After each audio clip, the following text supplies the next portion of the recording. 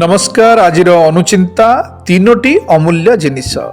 यही तीनोटी काहारी को अपेक्षा करती नहीं, समय, मृत्यु एवं ग्राहक। यही तीनोटी जिनिस जीवन रे थरे मिले, से हला बापा, माँ आउ जौवन।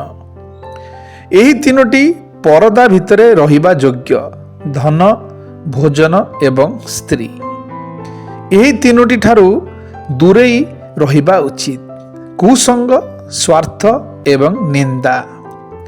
तीनोटी जिनिस सर्वदा आयत्रे रखिबा उचित, काम, लोभ एवं मन।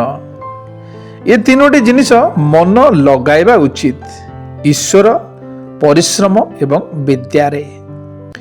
यही तीनोटी कथा भूलिबा उचित नुहे, ऋण, दायित्व एवं रोग। यही तीन जन को सर्वदा दया करिबा उचित, बालक, भिखारी एवं पागल। यही तीन जन को सम्मान करंतु, बापा, माँ आउ गुरु। शुभ सकाळ, दिनटी आपणकर मंगलमय हो।